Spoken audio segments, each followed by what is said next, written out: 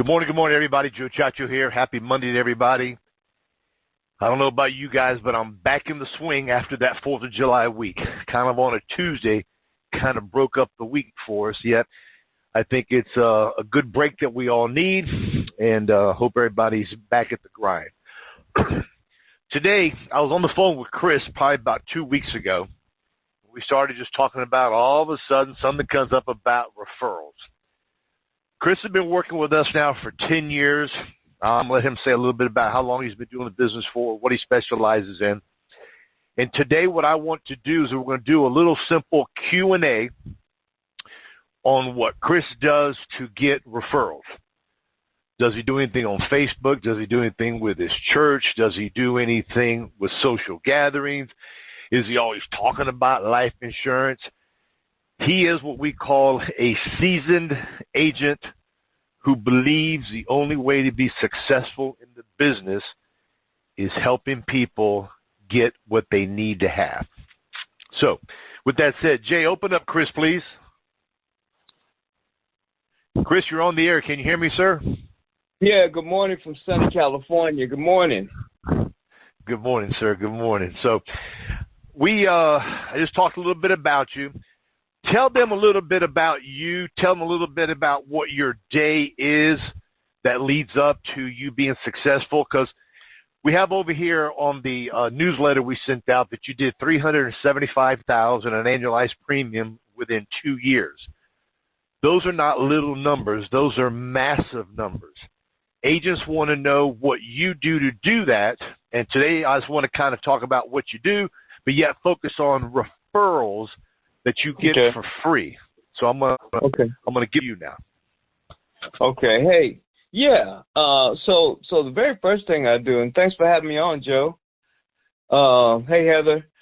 So the first thing that I really do, Joe, is I'm up. You know, that's half the battle. Just being up out of bed and preparing, my day.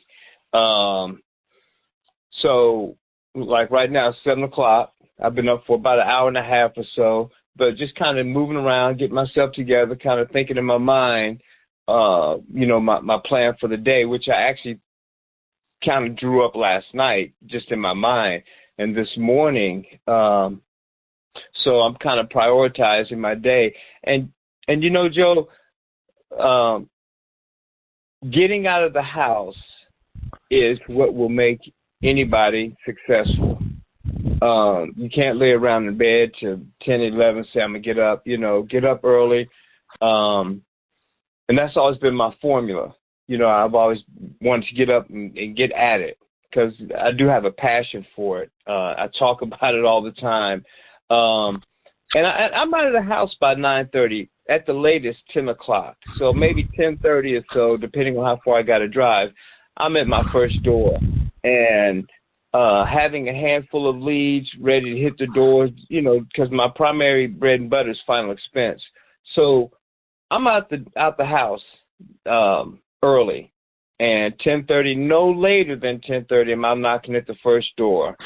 And my main focus is to get in front of as many people as I can, because sometimes people are not going to be there, traffic or whatever, but I need to be in front of people.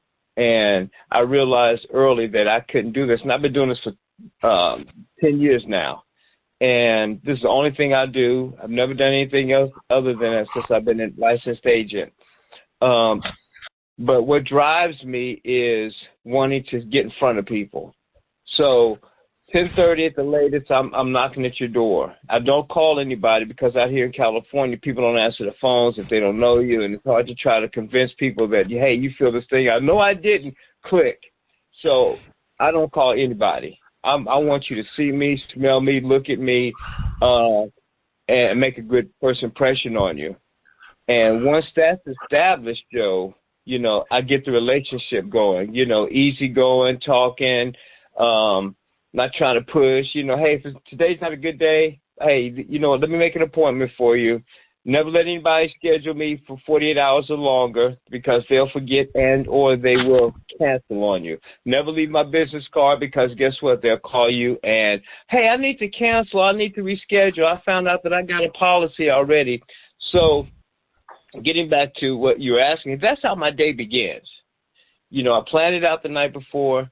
I'm kind of putting it into action that next day, getting it in my mind, do a few things, do some reading in the morning, motivational things like that, praying, meditating, stuff like that. But it's important to have a nice, solid base foundation when you're going out to meet people because everybody's not going to be nice to you. So what? On to the next one. Facebook. I don't really advertise on Facebook, Joe. I just kind of share my experiences. You know, I may share a special experience that I had, you know, with a lady who didn't think she can get life insurance because she was told it was so hard and so high. You know, I'll share that kind of stuff, but I never go in and say, hey, contact me for life insurance, you know, because I don't want to be a salesman. I'm a life insurance agent. So I don't do that. I do church presentations. I got a lot of connections with the pastors here in town. And I do presentations. That's actually how I got started and how I started to build my business with that. You know something? Hold on. Let me interrupt you. Chris is a friend of mine on Facebook. He's on Facebook, I'm going to say, every single day that he's out working. And what he said is true. He does not solicit and tell people buy life insurance from me. Yet what he does is that he uses the reverse psychology and shows people the people that he's helping out, letting people know that I was able to get this person a policy because they were diabetic. This lady did not think she could get it. Let me show you her picture on what I did for her. So what happens is that people like to see stories. When you're constantly in front of somebody saying, I've got it for like $19.95 a month, I can get you this and that stuff there. When people see that what you're doing, you're showing results, and you're publicizing it on social media, what that does is that shows strength and character on Chris's part to make his phone ring. Correct? That's right. And also, Joe, I've also got over 100 Facebook clients. So, like, if I post a picture, you know, that's a narcissist in me, I guess, that you know, I'll see all the likes that I get, and I'll say, how many of these people have my policies? And I'll go down and count them. I'm like, wow, 22 people of these people that like my picture, you know, have my policies. So, and then I get people from across the United States. I just did one in Missouri yesterday over the phone. And I'm licensed in 16 states, Joe. So, you know, people call me and say, hey, Chris, my uncle in Missouri needs life insurance. Can you call him?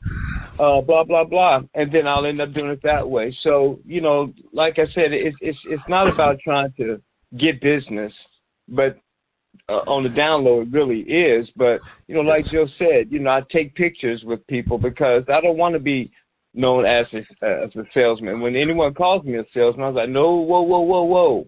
I'm a life insurance agent that sells life insurance. I'm not a salesman. Yes. Chris, now let's turn the switch. Right now, you're in a house with a client. When do you start prepping the person to want to extract or have them give you a referral? Do you do it in the beginning? Do you do it while you're writing the prices down? Do you do it at the end? Do you do it when you deliver the policies? What is your secrets that you can share with everybody of what you do to generate free referrals?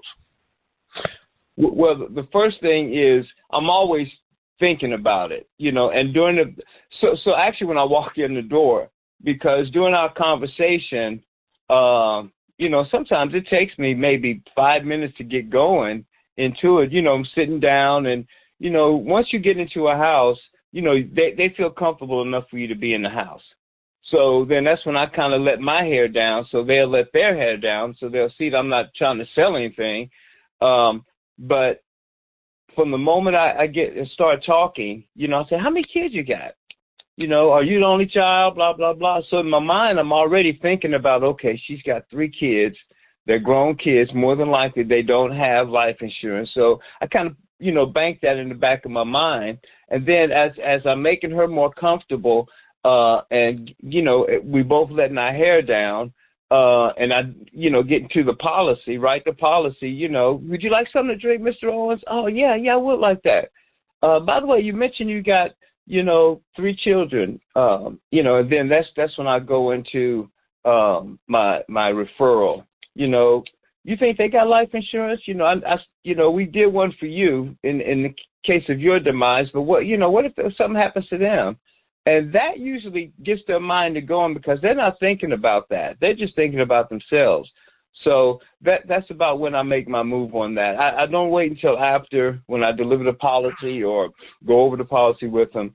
I get them when they are most intrigued about it and when I can get them to think it. Because if I do it at that time when I do deliver the policy, the urgency may not be there. They're like, oh, yeah, I'll call them and tell them, to call you.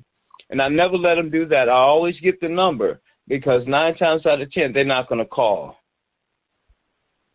When you call up, when a client gives you a name, whether it's a neighbor, a friend, or a child, do you have the client call them up to kind of warm you up, or how do you handle that when you finish that? Well, a lot of times, Joe, they feel matter of fact, a couple of weeks ago, I had a lady who called 2 referrals while I was there. She called 2 of them. Oh, I got to get my sister and my brother-in-law on this policy because I thought it was going to be a lot more. I don't make them call them at that time. But should they, want to, I do. But when they say they want to give me a referral, I'll have them to call them and let them know that, hey, listen, I'm gonna be calling them as soon as I get in my car, or the next day, just kind of depending on my time frame or what I'm looking at. But if I can get them to call them right then and there, I'll say, hey, why don't you just go ahead and give them a call if it's somebody that they're real close to, and I can kind of feel that. And you'll feel that, during your course of the conversation because your relationship and your closeness with that person you just met who you've got all their lifelong information from, they're most certainly going to not mind referring you to someone. Let me ask you another question. Right now you're in the house with a client.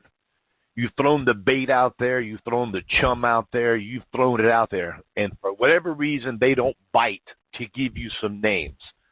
What do you do when you're in that situation there? Do you actually ask for them? Oh, yeah. No. Yeah, I'll ask, yeah. But generally, if they don't do that at that time, I'll follow back up with them and say, hey, or when I bring the policy by, hey, did you ever get a hold of your sister-in-law or whatever? But they know I'm asking, but I never press it. And there's more than one way to skin a cat, so I'll just double back around. And if they got somebody that's serious that they think, I'll get it. Okay, an agent just texted me, okay? And he asked me on this text I just got here, do you have like a pre-printed form where you got name, address, email, phone number that you hand to them? Or do they tell you and you write it down? How do you maneuver that situation? They tell me and I write it down. Now, when I first got into the game, I have all that little stuff. I had all of that, which is very important because it'll let you keep track of everything, and it'll keep you honest on doing it, especially if you got that readily available. But generally, I'll ask for it, and if they don't give it to me, like I said, I'll double back and get it. But sometimes people will say, "Oh, I'm gonna have such and such to call you." So, just try to think on your feet. But if you're using that, continue to use that. I used it early in my career, but I just kind of got too big for my britches, I guess. Okay. Let me ask you another question. What if you're going down the yellow brick road, you're talking with a client, and they're telling you, Chris, no, I don't need this here. Chris, I need to think about it. And you've done all the closes that you can do. Do you still ask them for a referral? You still and do you still ask for referral? You know what? I got to be honest with you. I haven't done that, and I can't say how long. But I will tell you this. I have tried that before, and actually, Joe, maybe a couple years or so ago, because I was chasing this lady and I kept missing her, and I finally got her, and I didn't get the policy. Well, she said she couldn't afford it, and from where I was, I kind of wouldn't doubt it on that. But I did end up getting that policy later on. But I did say, you mentioned about your brother just had cancer and he just got over it and blah, blah, blah. So I asked for that. And she gave me the number, and I actually did write that policy. And I said, wow, maybe I'm on to something. But, Joe, to be honest with you, there's not too many houses I go in that I don't get the business. So that hasn't been a road I've crossed too many times. Okay. Let me ask you a couple more questions, and then if you got time, I'm going to open the call up to see if anybody wants to ask you a direct question. Right now, okay. it's the beginning of January. I mean, the beginning of July. I'm going to have you kind of put your thinking cap on. So if you take a couple seconds to think, that's fine with me. You work 5 days a week. I know you go to the gym and work out. You're into taking care of your health. When you have an average week or an average month, whatever number comes to your mind, how many referrals do you think you actually get, weekly or monthly? And out of those referrals, how many referrals do you get? How many pitches, presentations do you make? And about how many sales do you think you make on just referrals on a weekly or monthly basis? Okay, Joe, I'd say I probably get just referrals, not asking for referrals, but people calling me, because I get people that call me a lot. And I don't have to, it was a stint, Joe, and I'm getting back to your question. It was a stint probably maybe a year or so ago that I had leads that were, I was getting leads, and they were coming on a weekly basis. And I was getting so many referrals. Hey, Brother Chris, or, Mr. Owens, this and such, that I was not able to, focus on direct mails, because it seemed like I'd be getting calls or inboxes or text messages almost daily, and it was just so amazing. So my last year, I didn't do as many door knocking, and I ended up with over 100 some odd leads left over that got old because of the referrals. So, to pinpoint it, Joe, I'd say I probably get about 20 referrals a month. And I would say at least five a week. And when those referrals come, they're not always one person. They are sometimes families. I did one for 8 last week. So, once that's built up so much and people start to know that you do good, solid, honest business, and you become known for what you do, the referrals are going to roll in. Now, as far as, I'd say at least 20 a month that referrals that I get. It's hard to break it down day to day, but at least 20 a month. And what was the last question you asked me? About how much annualized premium do you generate from those 20 referrals you get per month? I was trying to think of that, Joe.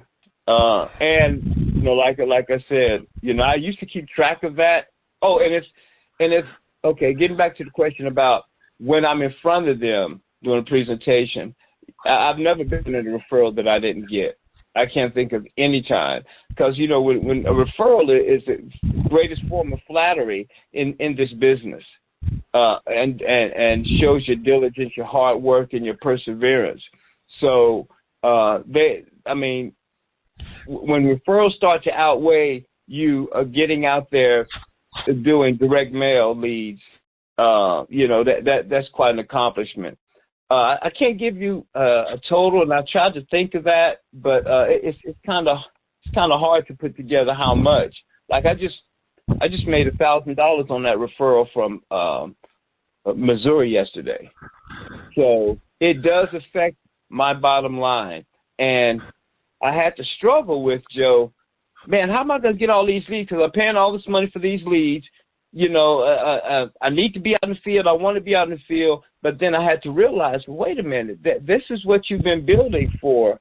And I remember being new in the game. I'd be like, man, I just can't wait until, you know, I get all these people calling me from across, you know, from everywhere. And then you hit that point, you know, you got to take a little time to try to balance it out because, man, I love knocking doors, man. I love that more than anything, but it's nothing like, you know, someone handing you $1,000 on a referral.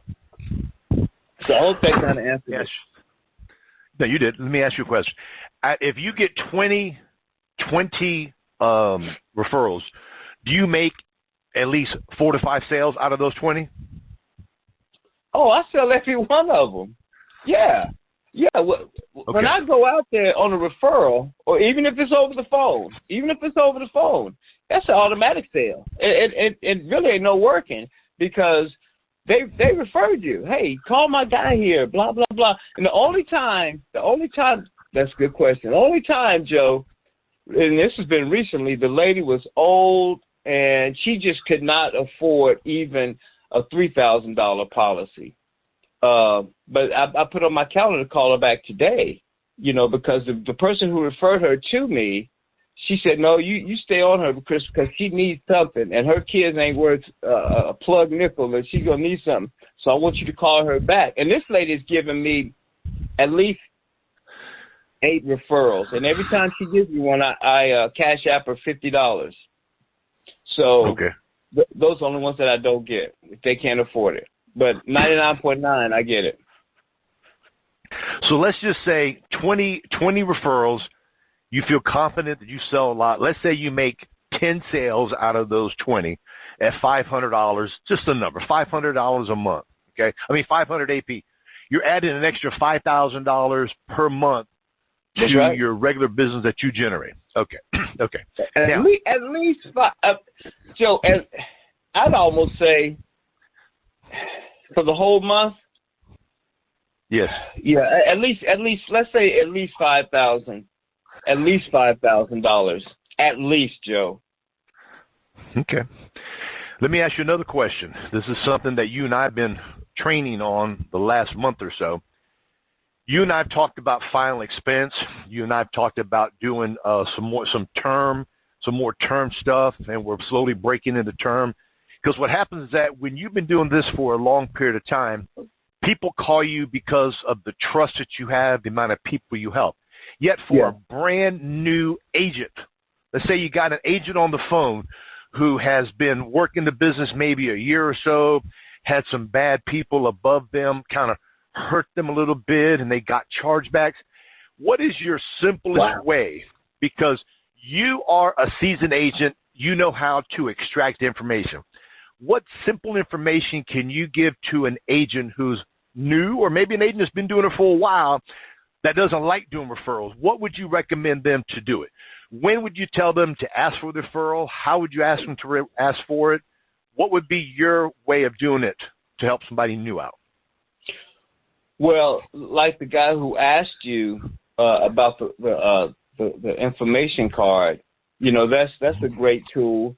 You know, it's all a personality thing, you know, but the most important thing, Joe, is to get them comfortable enough so you can, you know, without being a pushy agent, you know, trying to, you know, get all you can, which you're really trying to, but just to ease into it. Say, hey, you know, I know you're happy with this, you know, you know, have as many companies as you can to make sure that you're doing not only final expense, but you're doing term policies, you're doing regular whole life, you know, all these other life insurance policies that are available. You know, you want to let them know, hey, I can do children's policies. Because Omaha has a wonderful children's policy, you know, for your grandkids, your great-grandkids. Oh, yeah, I want to, you know, do something for that. But just be comfortable in asking them, you know, So there are scripts out there. I know someone else I used to work with had a wonderful script. So if you can get a hold of a good script that you can kind of memorize and ease into, go that way. But if you do have something where they can fill out the information, that's a wonderful tool. But you definitely don't want to. And for years, Joe, I wouldn't ask for referrals. I'd just be so excited about getting that done and getting out to the next door that I'd actually forget it. But now that like you say, I am seasoned and I'm comfortable with everybody and they're comfortable with me, they'll let you know, hey, I got somebody that might want life insurance, but if they don't, hey, you know what, before I leave, let me ask you something. Do you know anybody else in your family or your friend, your neighbor, that could use this information, that could use a life insurance policy that you know of? No, not right now. Mm-hmm. Well, would it be okay if I check back with you and you do a little work for me now since I, took care of you? Go through your as they used to say, your Rolodex and see if there's anybody that I can contact to help them out, because that's what I'm here to do. I'm not here to make gobs of money. I'm here to make sure that people don't leave their loved ones stranded when they pass away. What I've done before is that, and again, this has to do with just feeling comfortable within your own skin. Mm-hmm. If you're afraid to ask for a referral, you're going to have a hard time getting one. Yet when you start asking, and I don't care if you get punched a couple times, you get a bloody nose, you got to break the ice to do it. And the nice part about it is that when you're talking with them and saying, this can be something that can probably help out maybe one of your family members, not say anything about a referral, but just kind of like throw the bait out there to where their mind starts thinking, brother, family, somebody else like this here. The way I used to do it when I was on the road all the time was that I had those papers made up for me. Their name, the address, the city, their phone number, their email if they have it, the wife's name, the kids' names. And while I'm filling out the information on the programs that I'm going to go over with them, I said, listen, while I'm going over these different ideas for you, we spoke about maybe giving me a couple names or maybe a couple people you feel I can help. I'm going to give you this piece of paper and a pen if you can put some names on there so I can help them as I'm helping you. Believe it or not, people want to help you, okay? And when you're just nice to people, you're just speaking with them, not to them and not at them, and you're not coming across with that commission breath. You're kind of laid back. You're playing it cool. And the only way to do that, guys, is to go out and make money, to have a little cushion in your checking account to where you don't feel you got to make a sale because you got to make your car payment. That's what happens with a lot of these new agents. They live application to application because they look at somebody like you and they say, well, damn, if he can do that, I can do it that same way. You can. But Chris did not go from the beginning to where he's at now. He had to. I messed up. He messed up. I still make mistakes when I'm with people because what happens, you get your brain on that autopilot and you say, oh, my God, I shouldn't ask that question. I asked the other person. It didn't work. So, Chris, one more question. Right now, you've got final expense as your main income, $375,000 in the last 2 years annualized productions. So do that, guy. And even figure that in, guys, times a 10% fall off, another 5% NSS. So figure 85% of that number and do your commission that you currently have, each one of you, to sit and see about what Chris is making, okay? Now, Chris, in the last 3 weeks, you and I have been on the phone training 3 times a week for maybe an hour or so. What have you decided to add to your portfolio to give you another stream of income? Oh boy. Why'd you bring that up? What I've been missing on as they say, you're leaving money on the table. I got tired of hearing that, all these years, and that's Medicare. That's Medicare. That's my retirement. And I've been putting it off for years and trying to get with companies that didn't train me, promised me the world. But Medicare is my new bag. and I'm going to drive that sucker into the ground. Now, with the Medicare that we've been going over, you and I have gone over the supplements, the Medicare Advantage, HMO, and PPOs. When do you feel, because I know, granted, we got to learn a little bit about it, when do you think you're actually going to start talking about it when you go see a client? I would probably say this week, because we've gone over a lot of things. But I was talking about it last week, Joe. Actually, a couple of weeks. You know, I always let them know, Joe. Even before, when I found out that we were going to be doing the thing, the Medicare, I said, oh, by the way, I do Medicare as well. Oh, okay. But I didn't know enough to do it, and I didn't have all the materials. So I got those new books, Joe, as a matter of fact. Okay. But now, you know, that's in everybody over 65 that I talk to now, that's in my bag. You know, oh, by the way, just to let you know, and I also put it on the back of my business card, you know, that I'm a Medicare licensed agent. So, man, I'm starting that more effectively this week. But I've been talking about it for the past 2 or 3 weeks. Guys, it's just like, you know, Medicare is the new item for your briefcase. When I first started, you did not get lifetime renewals. Medicare supplements had a 6-year train. That was it. After the 6th year, commissions were over with. Then you got a trail like maybe 1%, 0.5%. Yeah. Some of them gave you nothing.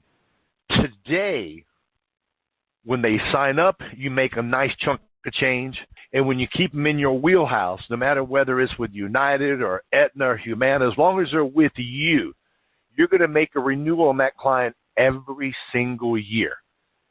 I've got a nice-sized book of business with Medicare Subs and Medicare Advantage, and I may get a dozen calls a year for just little small stuff. Joe, how do I get another card? Joe, how do I change my doctor?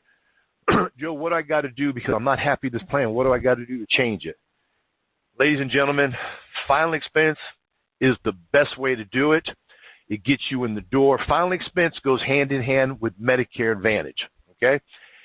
When you sit back and you think, everybody says, oh, I don't want to go through the certification. Oh, it's a pain in the butt. Well, I'm going to tell you right now, it is a pain in the butt to do the certifications. I'm not going to sit and sugarcoat that or tell you, oh, it's so easy. What they're trying to do, they only want the strong to survive. And once you get certified, and you get a little flavor of that money in your checking account, I kicked myself in my butt for years for, well, I'm going to do it later. Let me kind of think about it. I'm already doing enough stuff. And I think now, back then, did I have an extra hour a day to talk about it? And the answer is yes. Yet what happens is that your brain is in fear of doing something it's not comfortable doing. What if I make a mistake? What if I say the wrong thing? What if I do this here? Guys, if you say the wrong thing, there's no wrong thing to say, because as Chris and I have been training, you're going to pull out the book that you feel that they want, either an HMO or PPO Med Advantage, and you're just going to go down the book of exactly what's offered. There's no training. Now, you may have to learn how to ask. You may have to learn to ask what questions to extract if they want a referral or they want a PPO. So this is something that Chris has added, and I'm excited because he's excited. So, okay, Chris, I'm going to let you – matter of fact, does anybody have any questions for Chris? I'm over here rambling. If you do me a 5-star. A 5-star, and Jay will open you up if you want to ask Chris a question. 5-star. Idiot. Okay. Nobody wants to chit-chat. So, Chris, with that said, we love you. We appreciate you. My pleasure. Be safe out there. Hit them hard. And as always, I appreciate you sharing the knowledge you have. And go make some money today. Thank you, guys. Call if you need us. Ciaccio. Okay, brother. Love you too. Okay, guys. Bye-bye.